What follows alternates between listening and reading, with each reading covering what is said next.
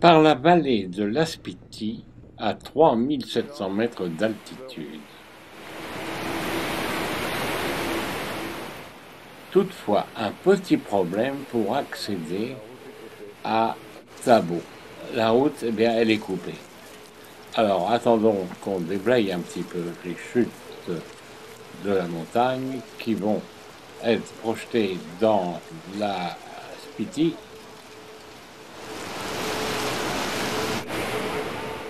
Eh bien, soyons patients. Prenons notre mal en patience, comme on pourrait dire, et voir comment que nos jeeps vont pouvoir traverser cette éboulis.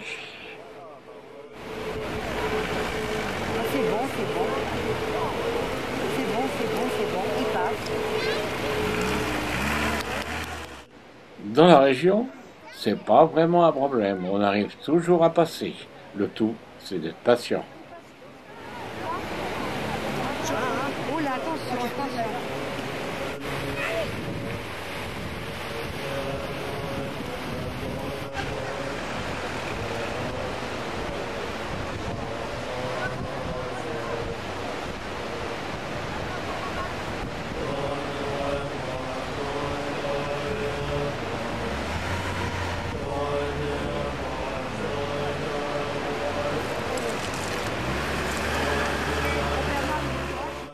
Seconde et troisième voiture franchiront cette éboulis.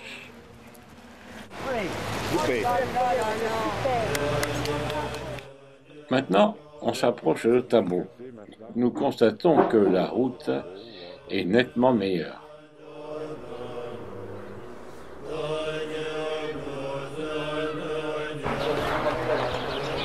Voici l'emblème des différents secteurs, sectes des moines bouddhistes.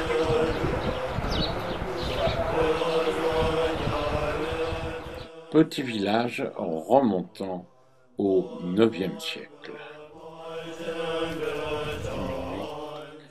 Très rapidement, nous sommes en contact avec la vie du monastère. On étudie la peinture, on étudie l'anglais, on étudie l'histoire tibétaine et bouddhiste. Le moine supérieur que nous voyons ici, le maître des lieux, s'est empressé pour fêter notre accueil de nous faire une cérémonie religieuse auquel évidemment nous assistons.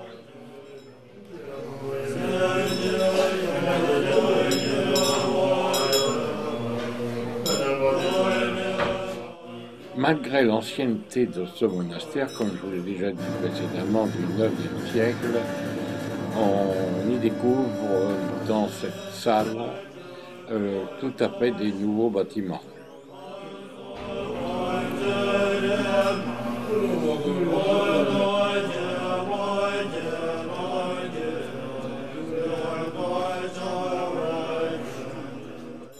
Recueillons-nous quelques instants pour remercier ce moine supérieur qui nous accueille chaleureusement.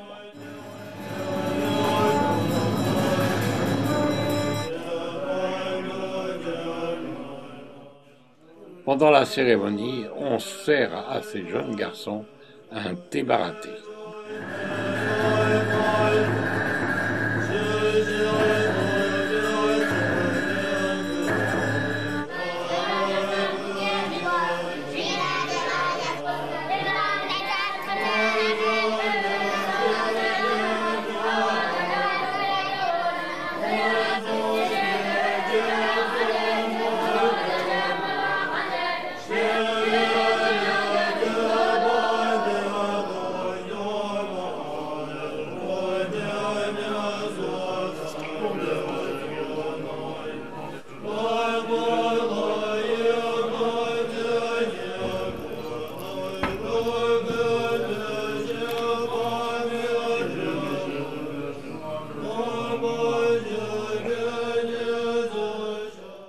J'ai filmé cette cérémonie pour vous en faire profiter et vous faire découvrir la vie monastique.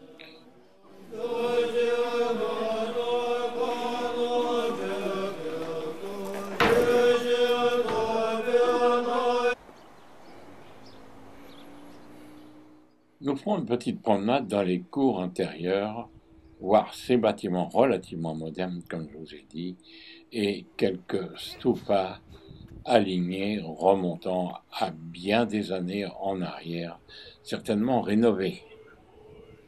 Je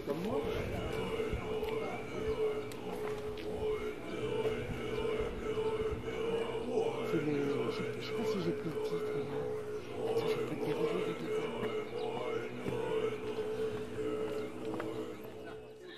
Très chaleureux, le moine supérieur a refusé que nous montions notre campement mobile et possédant quelques chambres, il nous a conseillé et nous a reçus dans ses chambres d'hôtel importunées.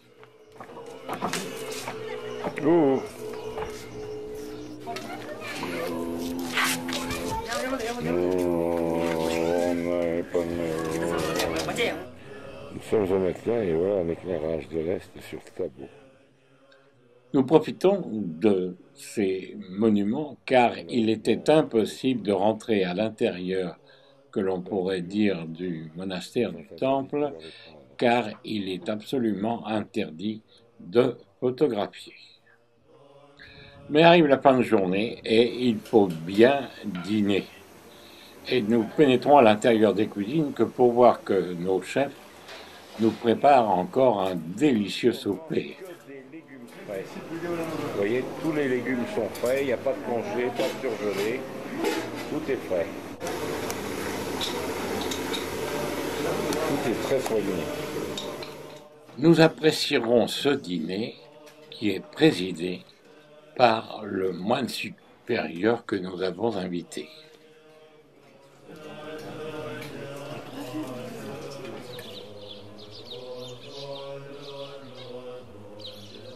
Et 7h30 du matin. Accrochés à la montagne, nous devinons quelques grottes où l'on doit pouvoir aller prier. Et nombreux toujours ces stupas.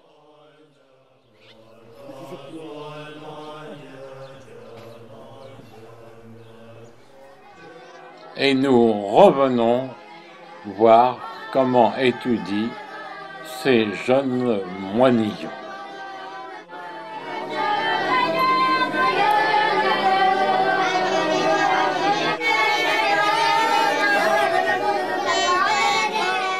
Je me demande comment ils font pour étudier parce que c'est vraiment pas facile de se concentrer.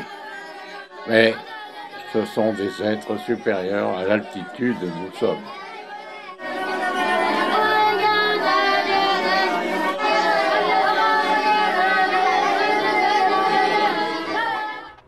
Et faisons quelques pas en altitude pour découvrir le monastère et l'ensemble de la ville, qui toutefois n'est pas bien grande, mais quand même entourée de quelques champs de culture.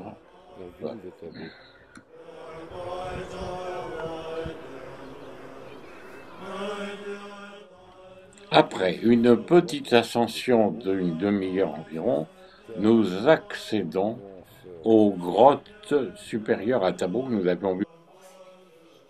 Si pas d'éclairage sur les peintures, interdit. Stop. Snafu, avec sa lampe électrique, essaye de nous donner quelques informations. Là, vous avez la divinité d'ici, c'est Vairocana, hein, Sakyamuni. Sakyamuni avec ses 2 disciples. Bon, celui-là a été retouché. Un abri donnant accès à ces grottes, malgré tout.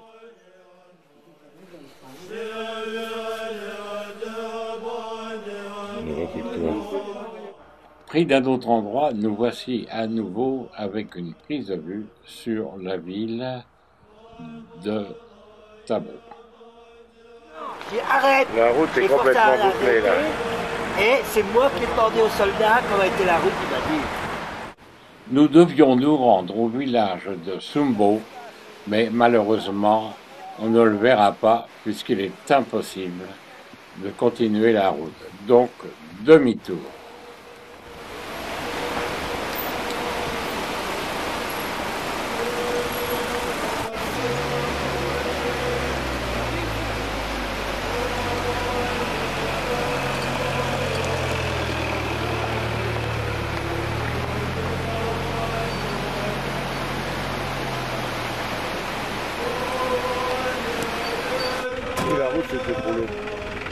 fait demi-tour, on va pas voir la momie.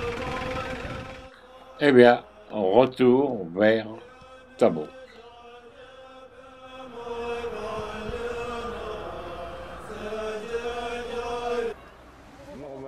Mais pour quitter Thabot, encore un petit problème. Nous devions passer sur ce pont, et que reste-t-il? Rien du tout. Alors, prenons les risques de la traversée, au travers du lit de la rivière.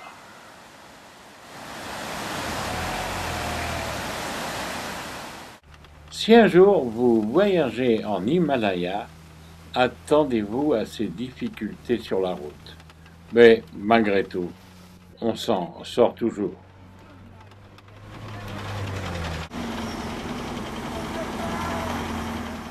Heureusement, il y a toujours un engin de déblaiement qui nous facilitera le passage.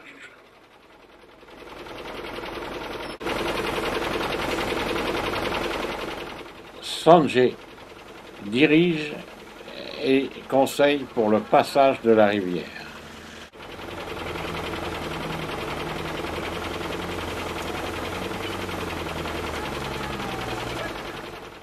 Ouf! Tout le monde est passé. Là, on va en voir plein maintenant.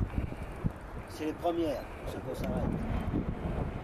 On en verra just before she's... Vendredi 13, après avoir quitté Thabot, nous voici une nouvelle étape de nuit où nous allons passer 2 jours dans cet endroit merveilleux et découvrons l'ensemble du camp, toile rouge, toile bleue, etc., nous indiquant les endroits où il faut se rendre, avec un spectacle extraordinaire, la Pine Valley. On voit presque les fenêtres du premier étage du monastère. Confortable, n'est-ce pas, ces tentes? Écoutez, Qu'est-ce que vous faites? Vous mettez Vue sur le monastère qui est un fort, certainement avant tout. Dans la montagne à pied. Profitons bien de ce spectacle parce que paraît-il que dans quelques jours, les montagnes vont être sectionnées pour implanter une nouvelle route.